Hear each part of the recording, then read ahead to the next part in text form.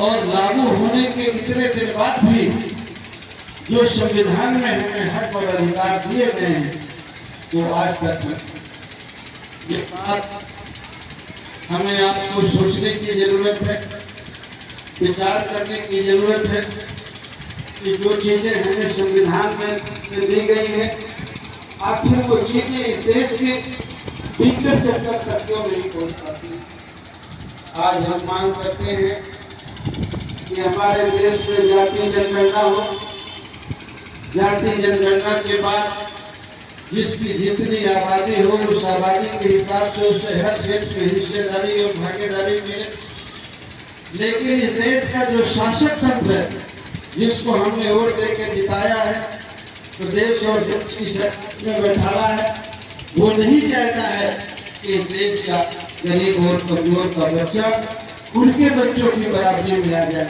इसलिए जो हम मांग करते हैं, जो हमें चाहिए, वो हमेशा उस पर रोड़े अटकाने का काम करता है। अगर इस देश पे जातीय जनगणना हो जाए तो जातीय जनगणना के बाद पता चल जाए कि हमारा कहाँ पे कितना है, चाहे वो सरकारी नौकरियां हैं, प्राइवेट सेक्टर है, जल जंगल जमीन है, हर जगह हर व्यक्ति का हिस्सा है, क्योंकि देश के निर्माण में सबने अपना वोट सुना हुआ है। लेकिन जो लोग चुनाव जीत करके जाते हैं, सरकार बनाते हैं, वो हमको 5 किलो अनाज, कॉलोनी और थोड़े पैसे तो देना चाहते हैं, लेकिन हमें सरकारी नौकरियों में, प्राइवेट में और जब जमीन में, देश के संसाधनों में हमें हिस्सा नहीं देना। अगर हम चाहते हैं कि हमें हिस्सा मिले, हमारे बच्चों की भागीदारी सुनिश्चित हो, हम इस देश में इज्जत सम्मान की जिंदगी जिए, तो हमें अपने वोट देने के बारे में पुनर्विचार करना है। क्योंकि जो सरकारें बनती है वो वोट से बनती है, हमारे वोट से बनती है। पहले हमारे देश में राजा होते थे, राजा का बेटा राजा होता था, लेकिन हमारा देश आजाद हुआ। आजादी के समय हमारे देश के महापुरुषों ने सोचा कि राजशाही अच्छी बात नहीं है, राजा तानाशाह होता है, इसलिए राजशाही नहीं होना चाहिए, लोकतंत्र होना चाहिए। जिसको लोग चुने वो सरकार चलाए, वो जनता के लिए काम करे और पूरी जिंदगी के लिए ना हो, 5 साल के लिए हो। अगर वो जनता के लिए ठीक काम करे तो 5 साल बाद जनता उसे दोबारा चुने। अगर वो ठीक काम न करे तो 5 साल बाद जनता उसे कुर्सी से निकाले। हमारे देश में लोकतंत्र आया, वोट डालने का अधिकार मिला। एक वोट चाहे राजा का हो, एक व्यक्ति एक वोट, और चाहे छोटे आदमी का हो, गरीब हो, उसका भी एक आदमी एक वोट की वैल्यू।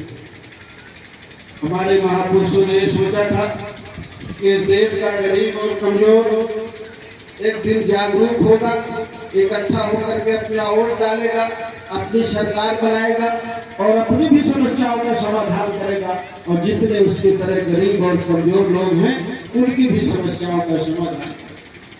चुनाव होता है, हम वोट डालते हैं, नियम है वोट जीतता वही है जिसको ज्यादा वोट मिलते हैं, तो जीतना उसे चाहिए जिसके ज्यादा वोट है, लेकिन जीतता वो है जिसके कम वोट है और जिताता वो है जिसके ज्यादा वोट है। और जब वो जिता देता है तो वो कहता है कि हमारी बहुत परेशानियां हैं, थाने का दरोगा हमें नहीं, हमारी नहीं सुनता, सब डिवीजन का पकड़ा मजिस्ट्रेट नहीं सुनता, सर्किल का सीओ नहीं सुनता, जिले का कलेक्टर नहीं सुनता, कप्तान नहीं सुनता। ये सारी परेशानियां हमारे सामने आते हैं, लेकिन अगर हम ध्यान से सुने कि ये सुनते किसकी, ये सुनते तो उसी की है जिसको वोट दे करके हम जिताते हैं, जो सत्ता में जाता है, किसी और की नहीं सुनते। अब हम अगर गरीब का, किसान का, कमजोर का, जिसने गरीबी देखी है, इस देश के किसान की मजबूरी को समझता है, बेरोजगार बच्चों की पीड़ा जानता है, जब ऐसे लोग जीत करके जाएंगे ऐसे लोगों की सरकार बनेगी जो आपकी दुख तकलीफ से वाकिफ है, तो आपकी समस्याओं की वो बात रखेगा, आपकी समस्याओं का समाधान करने के बारे में सोचे। और जब ऐसे लोग सरकार में जाएंगे जिनका किसानों से कोई वास्ता नहीं है, गरीबी उन्होंने कभी देखी नहीं, बेरोजगार बच्चों की पीड़ा उन्होंने कभी जानी नहीं, वो क्या गरीब और कमजोर की बात करे? भाषण तो दे देगा लेकिन वो कभी आपकी गरीबी दूर करने के बारे में बात नहीं करते। आपको 5 किलो अनाज तो देते हैं लेकिन आपकी बेरोजगारी दूर करने के बारे में नहीं सोचते, आपको काम देने के बारे में नहीं सोचते। मनरेगा एक स्कीम थी, उसको भी पूरी तरह बंद करने की साजिश और कोशिश कर दी। कुछ लोगों को रोजगार मिल जाता था उसके बहाने, अब आगे वो चलती है कि नहीं चलती ये भी सोचने का विषय। 69,000 शिक्षक भर्ती हुई 19 में, पिछली जातियों को 27% का रिजर्वेशन है, 100 में 27, लेकिन उनको लगभग 4% के करीब रिजर्वेशन दिया है। 22% रिजर्वेशन की सीटें उनके खा गए। 69,000 में लगभग 30,000 सीटें शेड्यूल कास्ट को, शेड्यूल ट्राइब्स को और ओबीसी को मिलाकर के लगभग 20,000 शिक्षक जो हमारे समाज के बच्चों के होते, उन्होंने डकैती मार करके, लूट करके दूसरे लोगों को देने का काम किया। हम ये समझते हैं कि हमारे साथ ये जो घटनाएं होती हैं उनका कोई दोषी दूसरा है, दूसरा कोई नहीं है, ये गलती हमारी। हम वोट दे करके चुनाव जिता करके उनको भिजवाते। इन 10 सालों में जितनी भी भर्ती हुई है उनमें से कोई ऐसी भर्ती नहीं है जिसमें रिजर्वेशन पर डकैती नहीं मारी गई।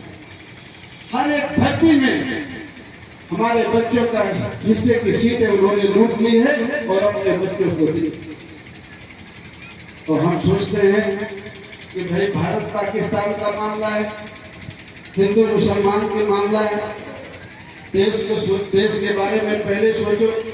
अपने बच्चों की बेरोजगारी के बारे में हम सोचते नहीं, उनकी शिक्षा के बारे में हम सोचते नहीं, उनके आगे बढ़ाने के बारे में सोचते नहीं। और अगर हम माँ बाप होने के नाते हम नहीं सोचते हैं अपने बच्चों के बारे में, तो दूसरा कौन सोचे? इसलिए मैं आपसे ये कहने के लिए आया हूँ। मैं 13 तारीख को रात को मैं अपना समय देख रहा था कि कहाँ प्रोग्राम लगे हैं, तो आज का दिन खाली था, मुझे पश्चिम उत्तर प्रदेश जाना था। तो मैंने 13 तारीख को रात को कहा हमारे दयानंद जी में, यार मेरे पास 16 तारीख है, 14-15 का दिन है, मैं अलीगढ़ आता हूँ, हाथरस आता हूँ, 150 लोगों से मुलाकात कर लेता हूँ, बहुत दिनों से नहीं आया हूँ। तो मैं ये सफर के बारे में नहीं सोच रहा था, मैं सोच रहा था कि कहीं बैठ कर 150 लोगों से मुलाकात हो जाएगी, ऐसे हाथरस में सोच रहा था, ऐसा अलीगढ़ में सोच रहा था। लेकिन हाथरस में भी बहुत अच्छा कार्यक्रम हो गया और जैसे आपकी सेवा में अलीगढ़ में आया तो कई जगह आपके साथियों ने मेरा स्वागत किया, 3-4 जगह में रुका और आप भी इतने सारे लोगों से मुलाकात हो गई। तो यहाँ के आयोजक साथियों को भी बहुत बहुत धन्यवाद और दयानंद को भी धन्यवाद और आप सारे साथियों को भी धन्यवाद। मैं आपके अलीगढ़ में बहुत बार आया हूँ और ये सारी मैंने आपके बीच में रखी। अगर हम जागरूक रहे और अपने वोट का सही इस्तेमाल किया तो ही हमारी समस्याओं का समाधान होगा।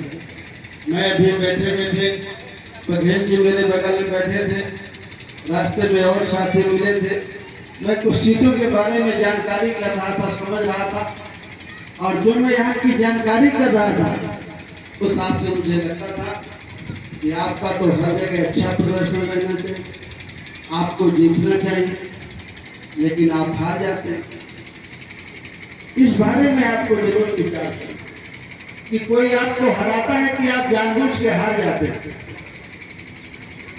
जब तक हम गरीब और कमजोर लोग जिनकी परेशानी एक तरह की है, सब लोग इकट्ठा होकर के एक जगह वोट नहीं करेंगे,